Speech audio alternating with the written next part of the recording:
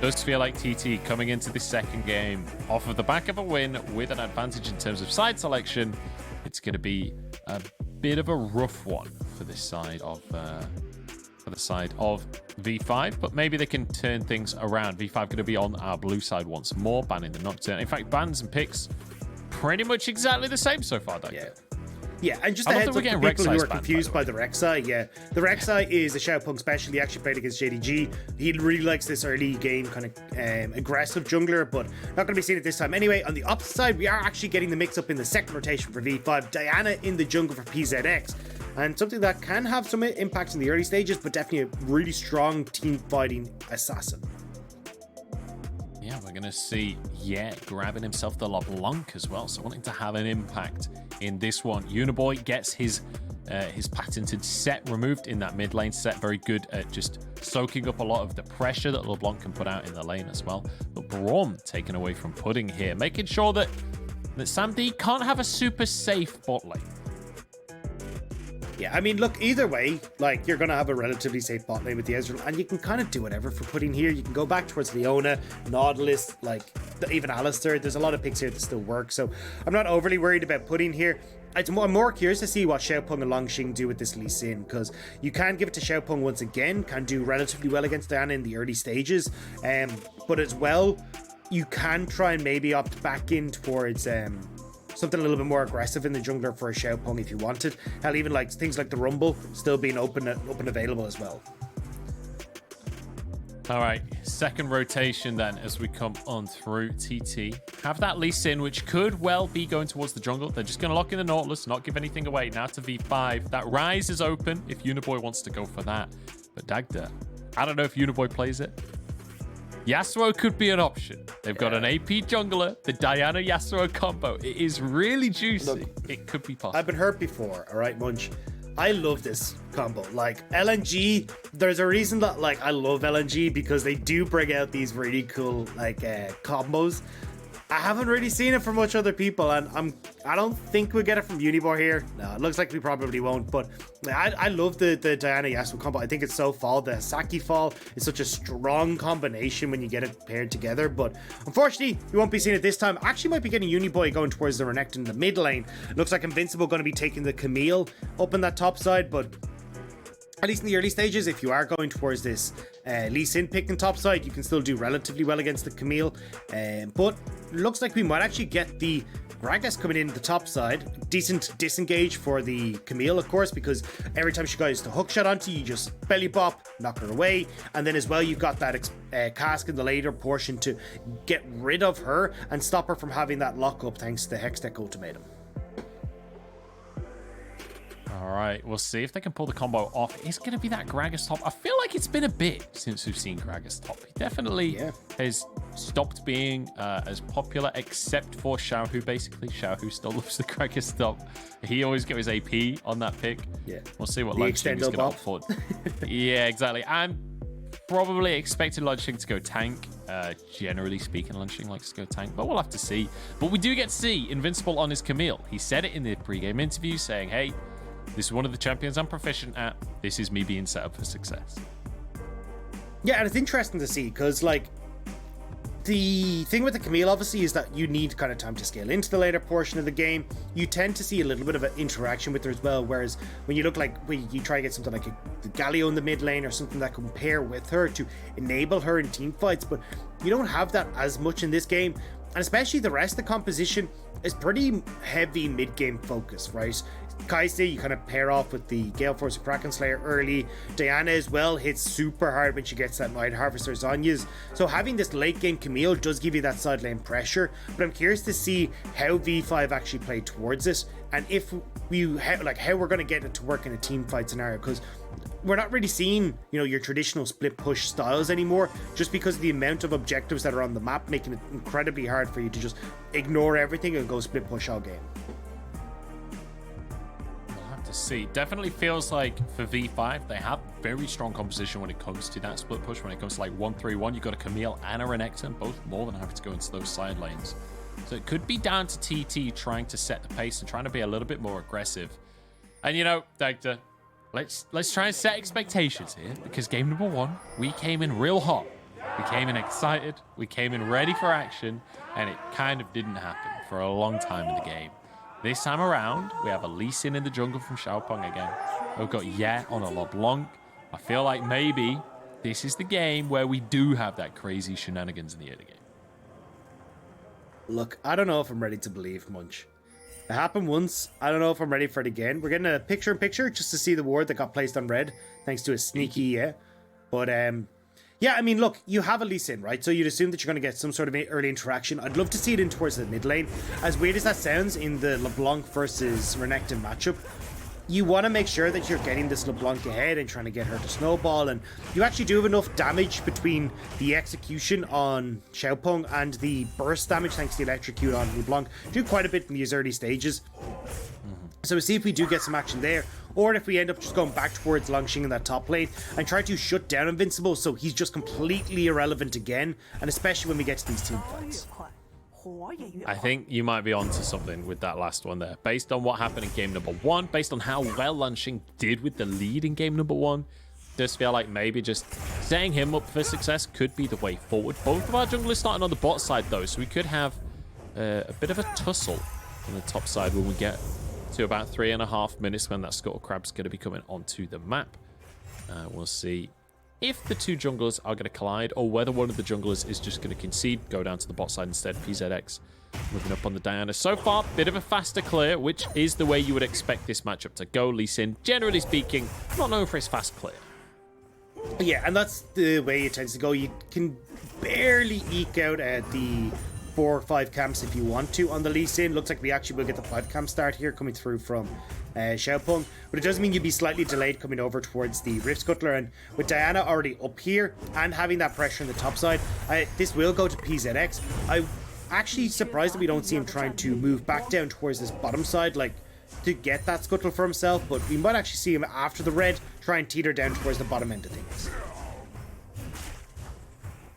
We'll have to see. PZX on the Gromp right now. He's finishing his last camp, and then the Scuttle Crab will be up. And I feel like PZX can just go for the Scuttle Crab long before Xiaopeng can even get there. Yeah, Xiaopeng just going to concede this one. Move down to the bottom side of the map instead. PZX gets that for himself. He does have the strong side on the top side. Obviously incredible. Massive priority. Massive priority up top for him. So it is going to mean that PZX has the advantage there. Now looking to try and influence this mid lane, but I don't think anything's really going to happen here. Yeah, I think it's more so just to help escort Uniboy's wave in, because I was wrong. Here we go. Flash forward. Sonic Wave misses from Xiaopeng. One more auto do the trick. Yeah, jumps in, but he's out of mana. They just need one more hit. Finally goes down. And the TP being channeled. Yeah, out of mana, out of health. Goes down as well. Jungler versus jungler. The TP was cancelled. It means Xiaopeng can go back in onto PZX. He wants revenge for what happened in game number 1. And Xiaopeng comes out on top. But now we got the TP in the top lane. Double and the TP. other TP. Oh, it's shenanigans, Dagda. We've got the shenanigans we were all hoping for. Yeah, arrives on the scene and wants to get onto Unipoint. Ruthless Predator already being used. Xiaopeng coming in as well to try and turn it into more. There's a root. There's a kill for Longxing. Xiaopeng just a split second too late to get himself the assist. How dare you think as V5 you can match the TTTP in that top side of the map? Even in the mid lane, they try and go and make that play happen, and you get the cancellation on Invincible's TP towards that kind of jungle mid fight with Longxing, and then as well, oh, hang on a second, Pudding's low. More action coming in. Sam D has actually dived in for the kill, gets the kill onto him, manages to pull one out as PZX arrives. Very nicely done by Sam D. Yeah, Sam D actually has been pretty standout performer for TT, even when we look back in spring. I think a lot of people are looking at him going, hey, look, you know, he's left, V5, you know, with Weiwei and PP God kind of giving him a lot of attention on the bottom side. But honestly, he's kind of proved that he is a standalone, pretty decent AD carry. Now, nowhere like Jackie Lover Viper levels, but certainly can do work when given the opportunity. And we got to see it there, picking up the kills. So, as things stand now, 4 kills to 2. Nice how gold lead started for TT. Good stuff for TT. And for the second game running, we see them run a double TP to manage to get themselves an advantage. And I'm starting to think we maybe need to name this style of play, name this specific play that they keep on going for. And I'm thinking it's the double TP. Since they are TT, it makes sense to me, at least in my head. And the we'll see if opponents we can get that one are stick. TT crying. We'll see if we can Oh, pattern got us. it. Yeah, exactly. But yeah, we'll have to see. I'll get in touch with the US Patent Office and see what they say. Although neither of us in America. How does that so work? Maybe the US Patent Office. Yeah, I was gonna say great. we're an Irish guy and an English guy cast in a Chinese league. I'm not sure how the US. Yeah, I don't know. That's just what they always talk about in the movies. Like Xing, he's not going to see any more movies ever again. Or is he? Xiaopeng arrives. Uniboy trying to chase this one down. It's going to be the ulti used, and Uniboy just cuts him into pieces. Nicely done. There's a Herald. Not actually going to be up yet for another minute and a half. So never mind. Maybe that's not a pick they can go for. Still, though, I mean, look, we're seeing kind of similar stories here, right? Xiaopeng now getting 2 kills, a lot of action up towards his top side. PZX now having 2 kills, and actually one going over in Uniboy's favor as well. So junglers getting in on a lot of this action. They've got a hell of a lot of gold, except when you look at it, like 3,000 gold right now for V5's jungler. PZX is the strongest person in the game, and it's not like he's on a Nudier this time.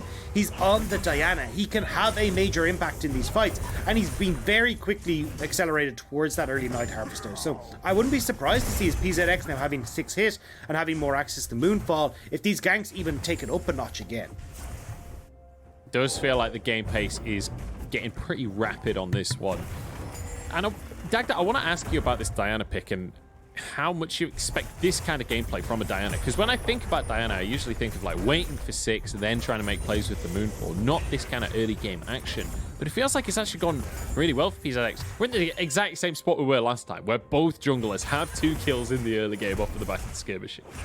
Yeah, I mean, look, Diana's early damage, burst damage at least, is actually pretty nice. So if you're able to make these ganks happen in the early stages, you can have quite a big impact, especially when your lanes are able to set you up, right? You've got CC in that mid lane, bot lane, and also on the top side of the map as well. So you don't need to wait for 6 to have more CC to add for it. You've actually got enough burst damage between yourself and your champions to actually make that play work. So we've been seeing more and more often that Dianas are perfectly happy to go for these ganks pre-6 and just get them to that accelerated point, especially with the changes to the jungle camps that we saw in 11-11.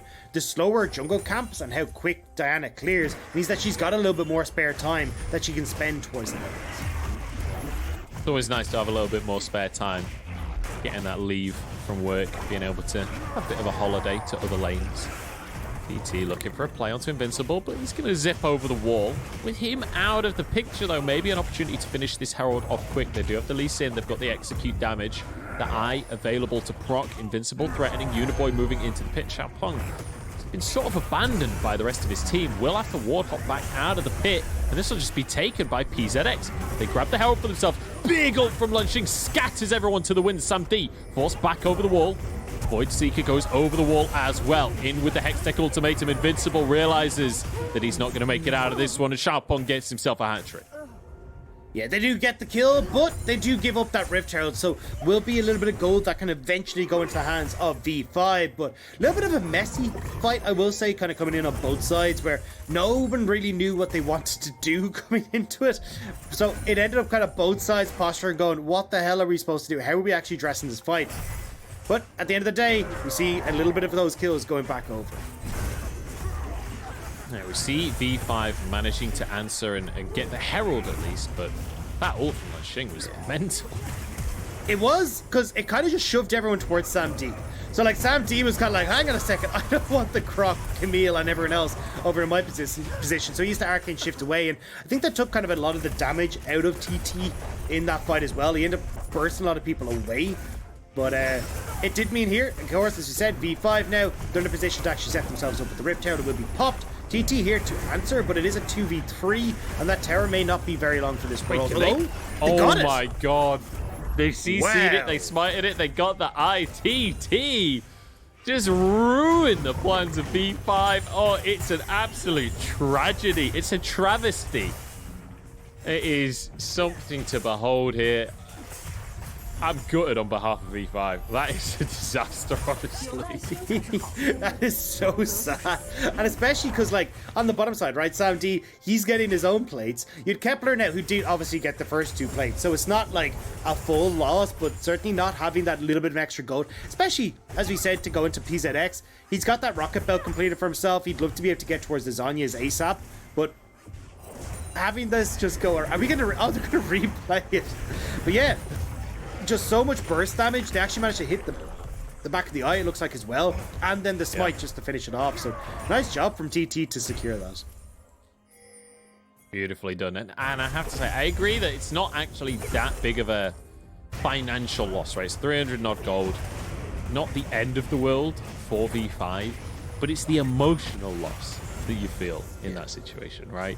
Because you've dropped the Herald literally on the tower. That is the most guaranteed Herald you can possibly play, and it somehow gets denied. It gets interrupted by the belly bop, and then finished off. Drake is up though, Dagda. Yeah, and for Uniboy as well, who gave his life for that Rift Herald.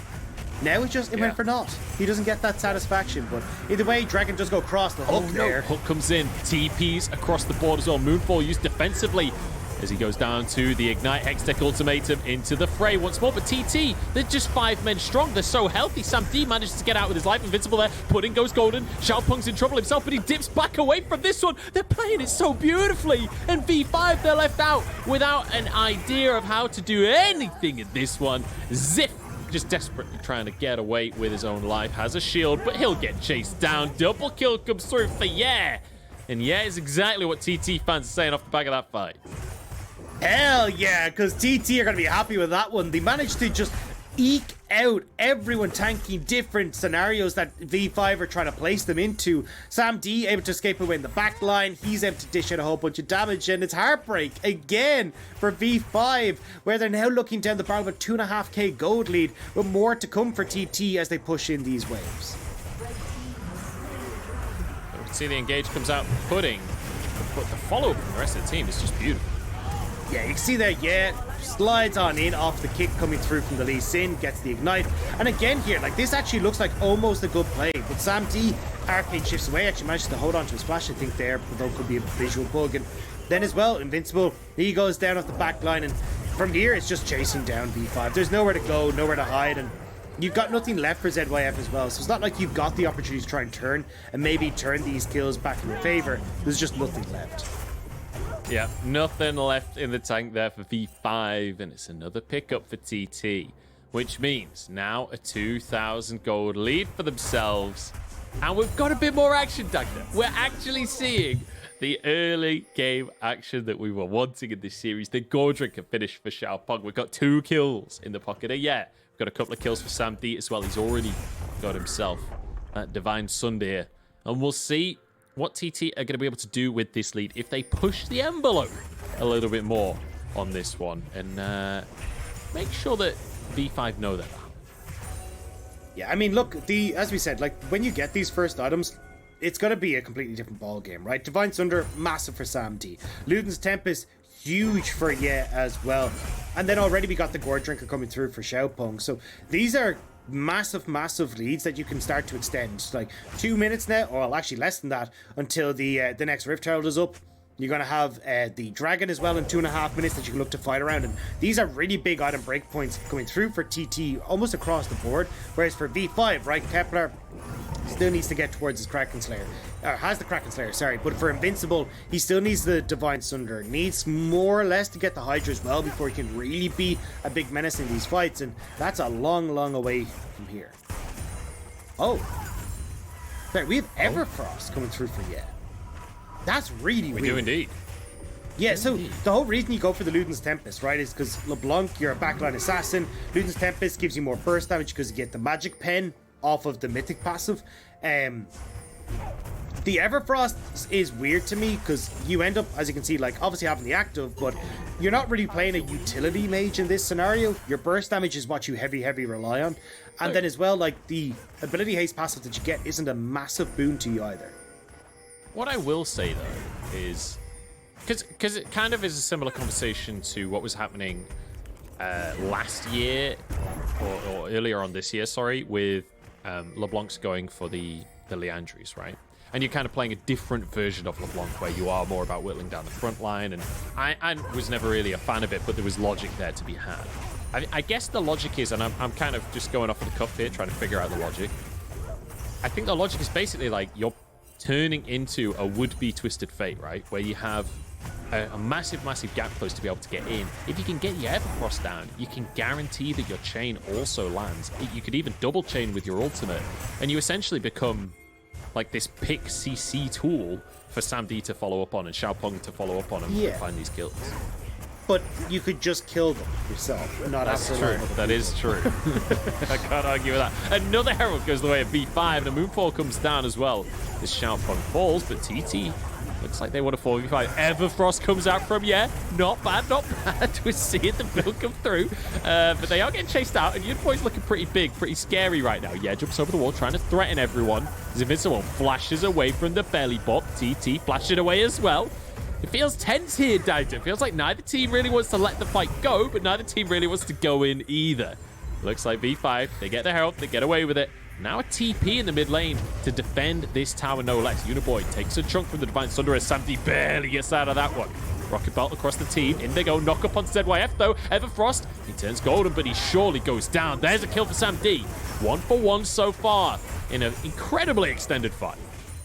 Yeah, Guinness Book of World Records, I want to submit a request here to have something looked at, because that was one of the longest skirmishes I have ever seen, where it starts in River over the Rift Herald and then just kind of dances its way across over into the mid lane. But in topside, Invincible, who had the Rift Herald, manages to get that top lane turret for himself. We'll get a second charge off here as well, so for V5 they do lose one, but at least they're getting some of this pressure on side lanes, which does help out Invincible quite a bit. Yep, that Herald going down. And this one, they actually got to charge something. It even managed to do a bit of damage to a tower, that's a luxury for V5. But so far, even though V5 do get the Herald, they get themselves a fight, they're still down in gold. It still feels like TT are the ones in control. Yeah, and you can see here, TT are all over the joint. Like, Xiaopeng's in the pit trying to finish off the Rift Herald. He doesn't even get it. It's outsmited there by by V5, and then the rest of the TTs try to come in. Now, again, the reason I'm not a fan of this Everfrost build is it feels like, we're not even going to get the replay, but it feels like you can definitely have a lot of burst opportunities here on V5's side, right? Like Diana, Kepler, ZYF, all targets that can extinguish very, very quickly. So the fact that we're going for Everfrost does, as you can see, gives the opportunity to kite back, but I don't think you really need the Everfrost on the LeBlanc to do that. And if you're going to try and play for this kite back style, I really think like going some other pick would have just been better, although they did lock in the LeBlanc relatively early in the draft. More TPs come through, Dagdos. This entire series so far just feels like TP spam on every single Drake, every single Herald. It's also a Drake apiece now. Just setting up all these objectives for V5 to take. We saw Rift Herald 1, or Rift Herald 2 go that way. Now Dragon number 2 goes over towards V5. It's like, look, sorry about taking the first one. Sorry about how we ruined your day.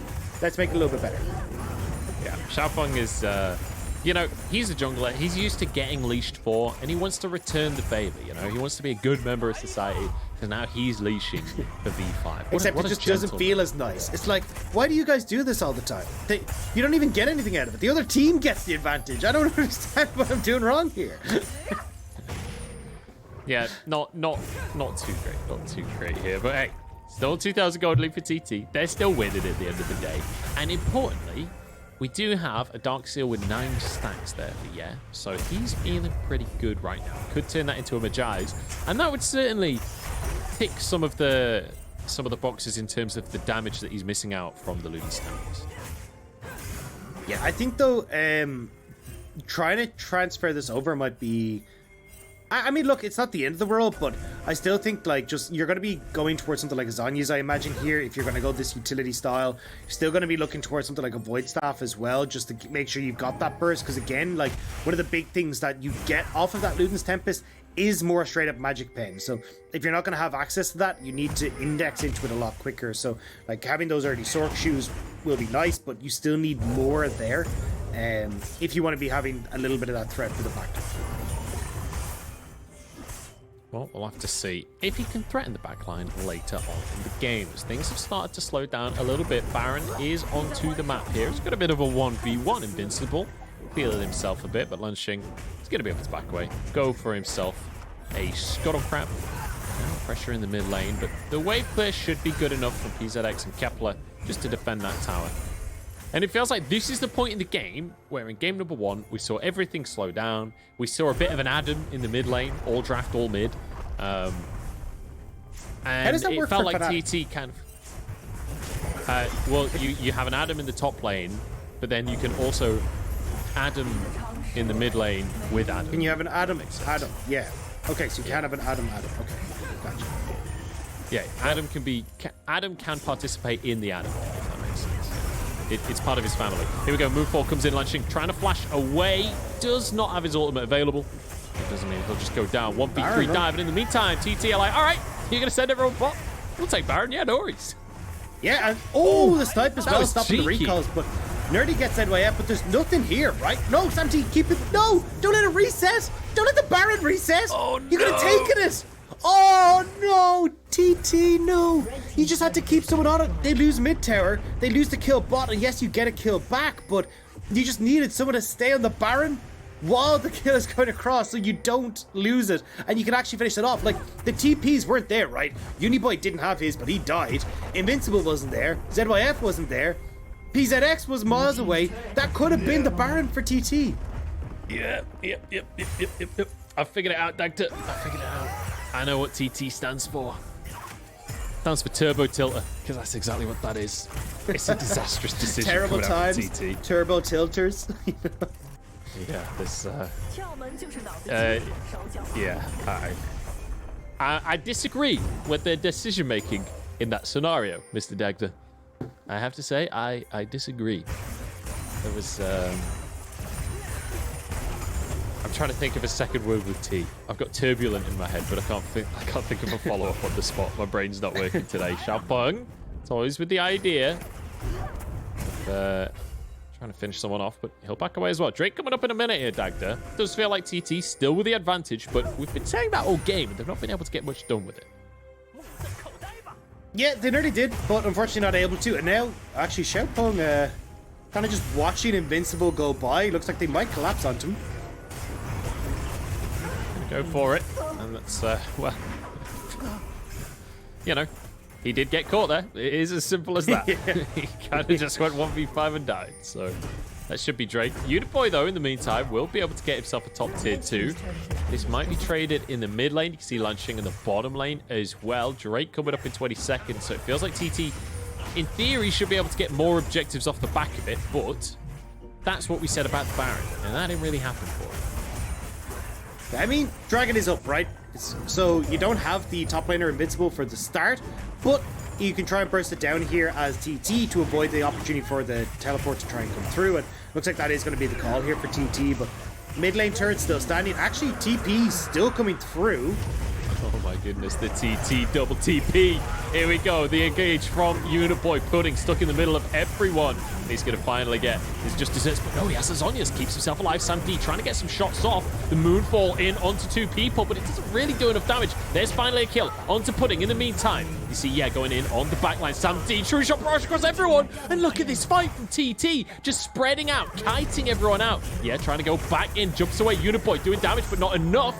He'll go down himself. Yeah, moving the clone forwards, try and get vision as Sam D looking to chase down Kepler, but he can't get the ISO Q, and he'll go down to, yeah, and TT 4 for 2.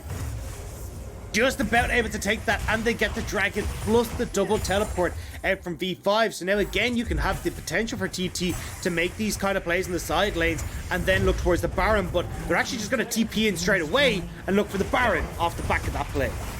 Going straight for the Baron here. And, you know, I called it a TT double TP. It was actually a V5 double TP. But I guess TT, but how could they're you just use so... a TT double TP? Like, they're can't so use their competent own in the double them. TP that they're great at fighting the double TP as well. Exactly. They were quadruple TP. They were born in it, molded by it. They didn't see a single TP until 25 minutes into the game. Anyway, Baron goes the way of TT. We're having a little giggle for ourselves here as it's a 5,000 gold lead. It's feeling real good for TT. TT fans everywhere will be rejoicing. Kelsey Moser is over the moon. And look, especially when you get this, like V5 trying to go for the double TP, the entire backline from TT, you can see just separates, and they've re-established this front to back style. So Sam D untouched for a hell of a lot of this fight. Yeah, trying to play, you know, a little bit of backline pressure, but again, not quite having the damage to finish off a lot of these members. And then here, Sam D, that true shot barrage across everyone sets up perfectly then for the re-engage from the 3 members as we come back, and Invincible has proven that his name is a misnomer. Look, at this point, every time we come out of a replay, I'm just going to assume Invincible is about to die. Like, every single replay we've had, Invincible has managed to find a way to die during said replay. Happened in game number 1, happened in game number 2 now as well. And TT, they've got the Baron. It's their turn to finally get some towers down. You see Xiaopeng down in the bottom lane while the main source of pressure is in this mid lane. He's going to be split pushing off on this Lee Sin. And he'll be able to get some good damage down onto the tower as the rest of the team should finish the tier 2 in the mid lane. And it doesn't feel like V5 are answering on any portion of the map right here. Xiaopeng doesn't have a ton of health, but with the cannon, should be able to still finish this one off. And now they look to try and break the base. Yeah, TT pushing in. PZX did push out that top wave to stop another wave being there, but I mean, the wave clear not really here for V5, so you can see they're just willing to push them back. A lot of poke that can come through from Sam Dean. Yeah, and Terror, just like that, taken by TT. Easy as you like for TT. There's going to be the bot lane tower going down. They can move up to the mid lane as well, and they are just taking this base apart right now. V5, Everfrost doesn't quite connect. He will go down on this one, and once again Xiaopeng with the split push on this Lee Sin, the split push jungler himself, I suppose, at this point, as he's got a triple cannon hammering away on the inhibitor. The rest of the squad moves into the mid lane, takes that one. They can threaten the flank now, and the triple cannon squad survives. In they go for the fight, and this could be the final fight of the game. As they jump into the back line, Sam D's in trouble. Invincible trying to get onto him, but he just doesn't have the damage, doesn't have the threat by himself, and he'll go down instead. Unipoi's here, Kepler's here, but they just can't finish him off. Xiaopeng will be punished for his split push shenanigans, but it's not just enough. Unipoi has some sustain, but not enough to survive this one. It's going to be going down. It's going to be the inhib falling. And Dagda, I think this is going to be the game. I think TT are going to finish things off in style. The triple cannon push survives. Look at him hammering away onto the Nexus towers as TT, the double TP shenanigans have paid off. And they're looking to get themselves their first win of the split onto the board. A 2-0 victory for TT. Up against V5 as PZX is desperate to stop that happening, but yet is just breaking his ankles. There's nothing he can do. TT get themselves a scrumptious dub.